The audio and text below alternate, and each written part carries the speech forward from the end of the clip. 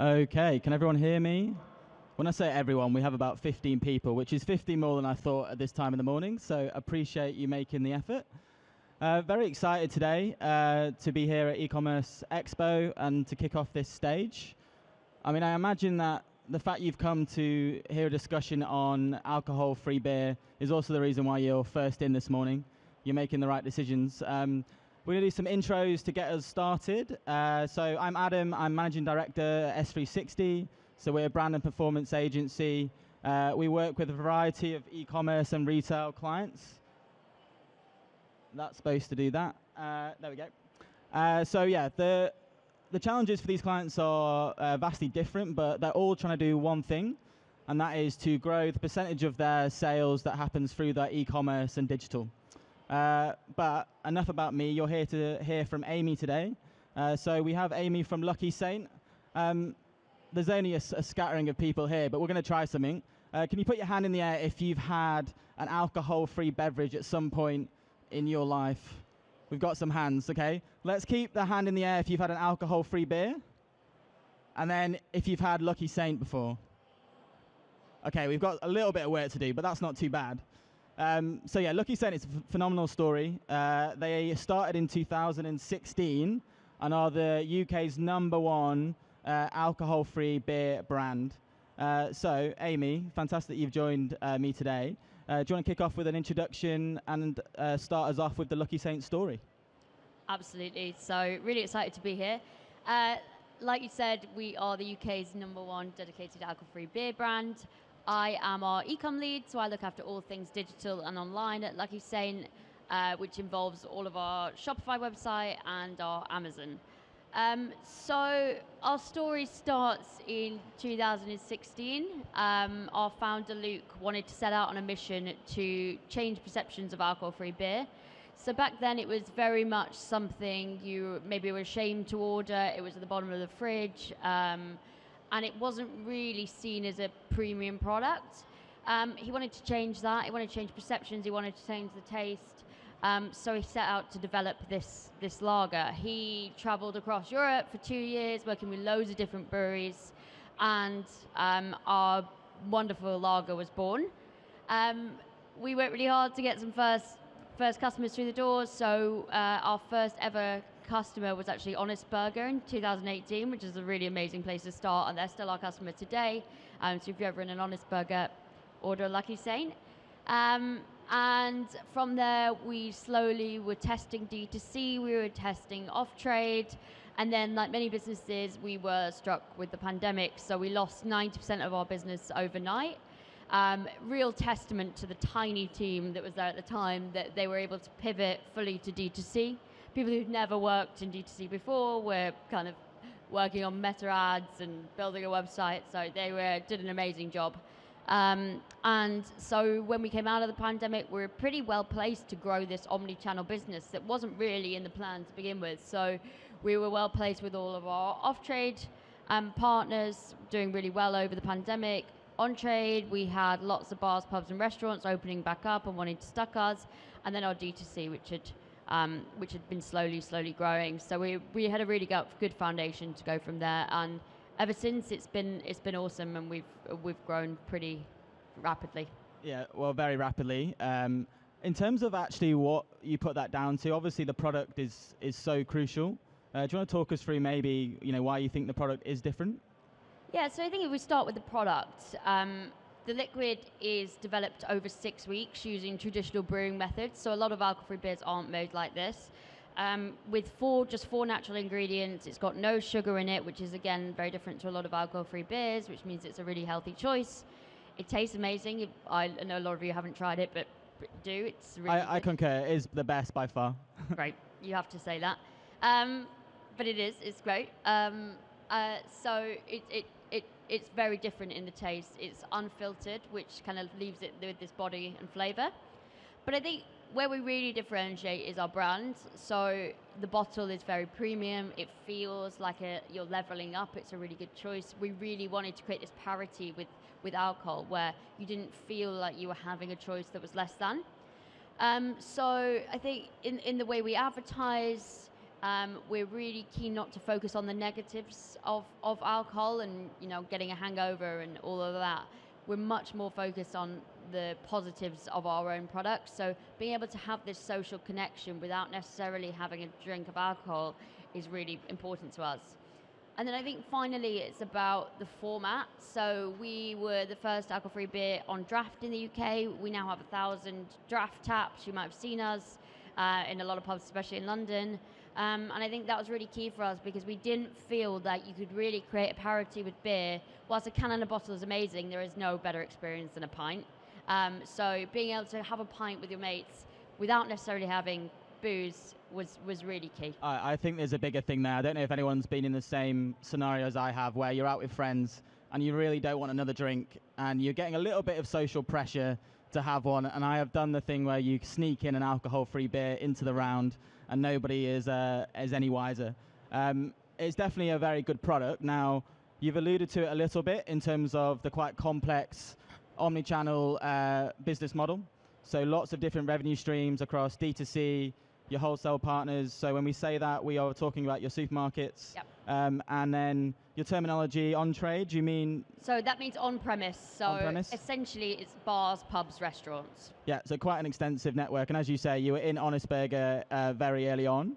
Do you think for launching a brand like you have, that that tangible, that physical presence is really crucial alongside the digital? Yeah, so we kind of refer to it as our omni-channel flywheel. So they all support each other. So our customers shop across all our different platforms. So we know that a lot of our D2C customers shop in store. They also buy us in bars and pubs. So we do really see that connection. And I think they all support each other. It's not about necessarily taking away from one of the channels. It's about being where the customer wants to be. Yeah, and just to think through in terms of that buying experience. So, I mean, speaking for myself personally, during the pandemic, I think Beer 52 was very big at that point. And I imagine a lot of people got flies through the door about that subscription service. But it's not a natural experience to buy alcohol, online. You're typically doing it where you're doing your supermarket shop and you're adding it to your basket. I guess, so with that, how are you trying to push D2C, if you are, and what are the challenges with that? Yeah, it's a great question. So we have a really solid base of consumers from the pandemic that have actually stayed with us. We've been really lucky that we didn't really see that post-pandemic drop that a lot of online businesses saw. And we have huge advocates, so it really helps through the power of word of mouth.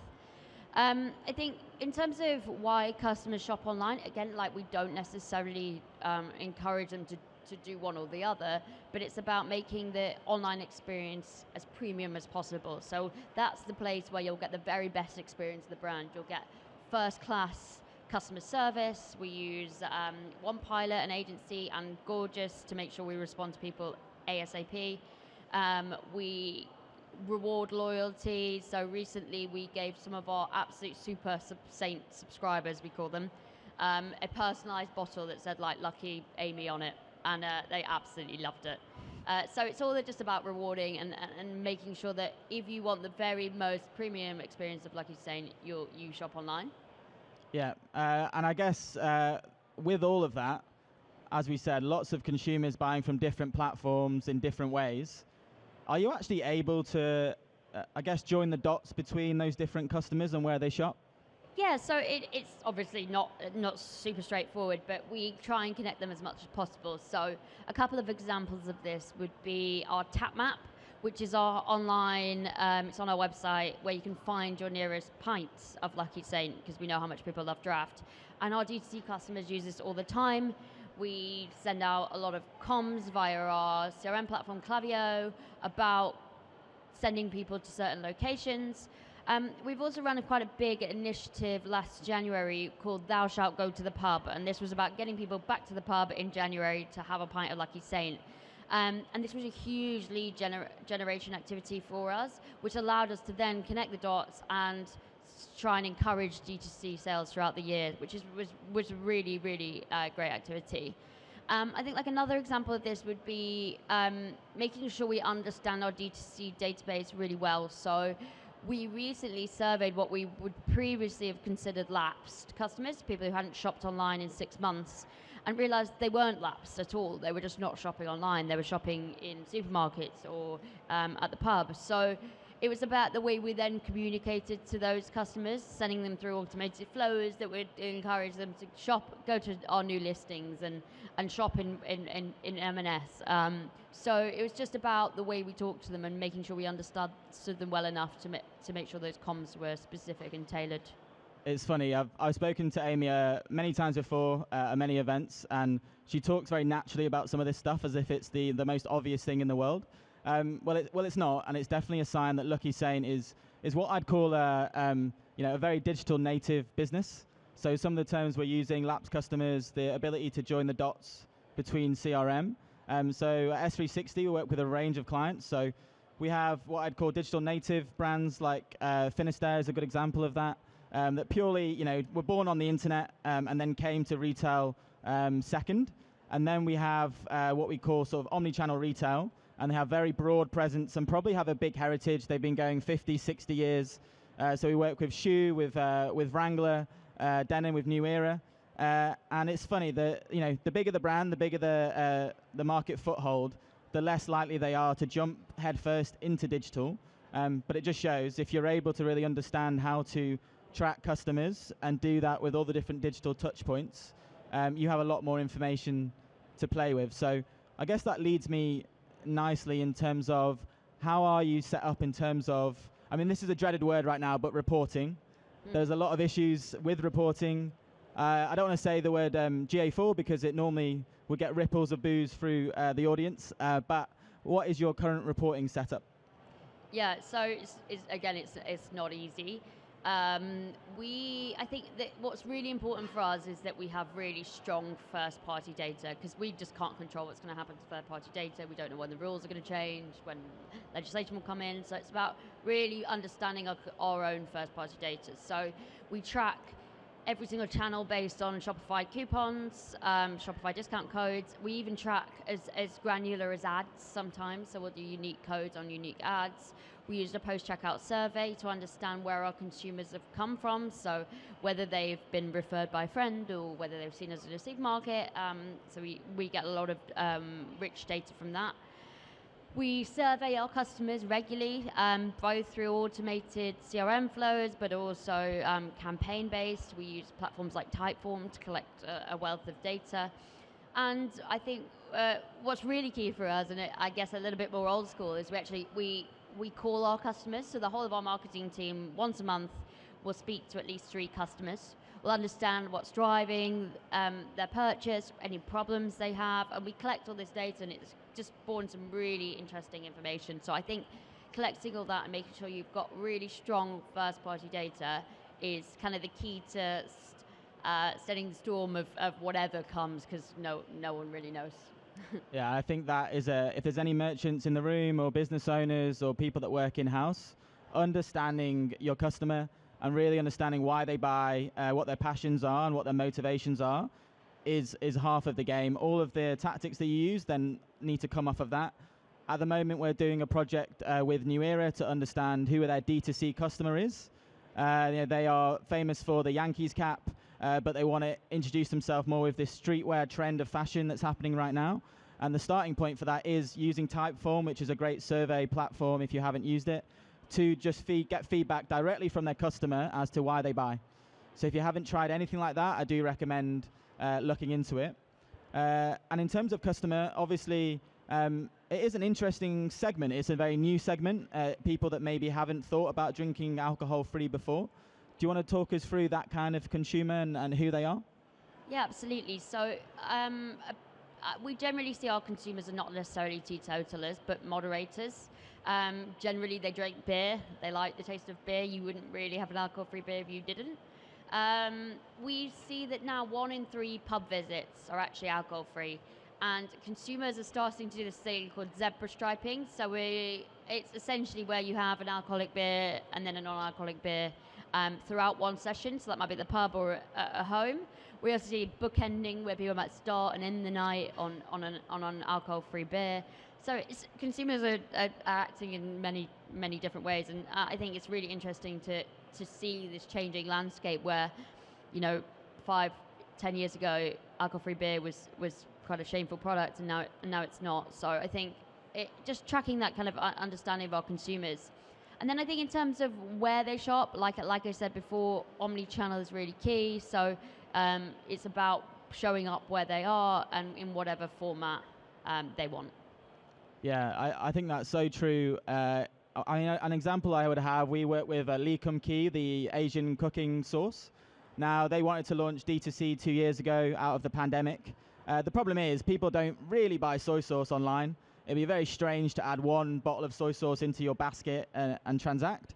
So we worked with them to develop what was a Asian cooking banquet experience. It was a at-home kit which had more than soy sauce. It had different ingredients, and it also came with instructions of the meal to make and turning it into more of that experiential product.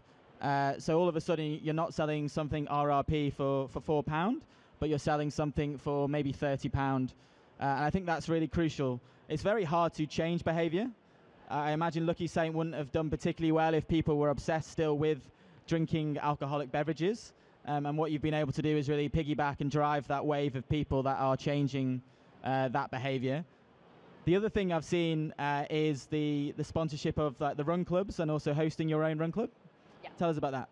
Yeah, so I think this taps into one of our mantras is break rules, honor traditions, and I think breaking the rules here is really key. So we traditionally beer brands would activate to the viewers of sport. So you'll see a lot of beer adverts, when people are watching football. On the flip side, as a dedicated alcohol-free beer brand, we were able to activate to the doers of sport, to the participants. So that was really, really cool for us, and we found that runners seem to love us, same with cyclists, and so we were able to tap into lots of different run club communities, which are booming at the moment. We've activated with over 300 run clubs so far this year. So that's just that. The key to that is sampling, collecting data, collecting emails, and following up. After that, we've also started our own run club from our pub in Marylebone, and that's, it's just started, but it's been really exciting to see some of our real brand advocates there. Yeah, this is actually a true story. So when I started chatting to Amy, I got more into the Lucky Saint brand, and I actually tried to join one of the run clubs, and it was oversubscribed, and then for month after month, I actually couldn't join, which just made me laugh, because it used to be that you would try and sign up maybe for a night out or to go to a club, and now it's the run clubs that are the ones that have queues out the door, and it just shows how you're tapping into that whole new behavior within the consumer segment that you're talking to. The other thing I absolutely love about Lucky Saint, and I am an absolute fanboy, as you can tell, you might have seen the tube advertising, so the big billboards, very reminiscent of what you can see here. Tell us about how you do your comms strategy, because it's obviously very effective. Yeah, so I think there's a slide on this actually about our omni-channel mix. But essentially it's about at the top of funnel being bold, being brave, being premium, honouring traditions and breaking rules. You can see our nun holding a beer, you wouldn't usually see that. It's about focusing on the positives of our drink rather than necessarily the no hangover tomorrow. I think the way we show up out of home is kind of very key to that. But lower in the funnel, we like to experiment. You'll see particularly on our meta ads, we use a lot of UGC, a lot of more kind of creative content. So yeah, we have a really broad channel mix, really broad, and I think that's really important today, especially as we were talking about earlier with tracking issues. You can't really rely on necessarily using one channel. So having a really broad mix is really important for us. At S360, we do a lot of brand projects. The biggest mistake I often see with marketers is, particularly if you're working merchant side, in-house, ultimately you see your brand over and over for 40 hours a week, and so you start to get fed up with your own messaging, whereas your consumers, unfortunately, are only engaging with your brand maybe 5-6 times a year, if you're lucky, and if your budgets are fairly decent. And so what Lucky Saint do very, very well is they're very consistent with what we call brand codes. So those brand codes are your logo, your color scheme, patterns, the way you shoot your assets, and that consistency is super important when it comes to trying to have consumers remember who you are. And so, yeah, hopefully, even after today, you'll start to see them kind of around town and everywhere else. We're running out of time, and I want to make sure if anyone does have any questions at the end, we can get to that. I have also had the privilege of a drink on Lucky Saint. Do you want to talk to us about the other initiative that you introduced a couple of years ago? Yeah, so like I mentioned earlier, we've actually opened up a pub. It's called the Lucky Saint. It's in Marylebone. It was an old abandoned pub that we renovated, and very luckily our offices are above it, which is pretty cool to work above a pub. The idea behind the pub was to reward people who aren't drinking with the same experience as those who are. We serve alcohol, we serve non-alcoholic products, we have a huge different range because we're supporters of moderation. And yeah, it's really like a brand home for us. So if anyone is passing Marylebone, please come for a pint on me of Lucky Saint. We're just around the corner from Great Portland Street Station. So yeah, come and visit us. It's a very beautiful place. I do have a question. It must be one of the only pubs in London that doesn't have bouncers on the doors on a Friday night. Yes, I don't think we've ever had a bouncer. Yeah. Okay, thank you everybody for coming to hear the first session of the day. I actually think there's a talk by Brewdog on after this if you're just into alcohol and that's what your jam is aside from the marketing. Thank you very much for Amy for giving her thoughts on Lucky Saint. It is a fantastic brand and the story, and they've done incredibly well in such a short space of time. Final thing I want to say is at SV60 we run what we call the Ecom Leaders. So we do lots of events throughout the year. It's where me and Amy first met. We do roundtables, we do cinema seminars, which are big presentations. We do smaller events after work, sort of happy hour events. But our next cinema seminar is with TikTok. It's at TikTok's office in London. So if you do fancy learning more about this channel, if you've not done much with it today and you want to know how to supercharge your efforts, you can sign up using the QR code or find us both on LinkedIn and ask more information there. We have time for maybe a question if anybody in the room has one. Great. Shall I give you my mic? Yeah. Yeah, I'm curious as to, are there any ways of tracking your sales by customer in store or supermarkets or? Very difficult. Yeah. Yeah, very difficult. Traditionally, especially on trade, so bars, pubs, restaurants, what would say quite old-fashioned in terms of the data they collect in comparison to e-com. So no, it's very difficult. So yeah, it's about collecting that first-party data. Otherwise, it would be, I think, almost impossible. Thank you. Okay, I think that's us, guys. We want to finish up before we're kicked out. Thank you very much for coming and enjoy the rest of the day.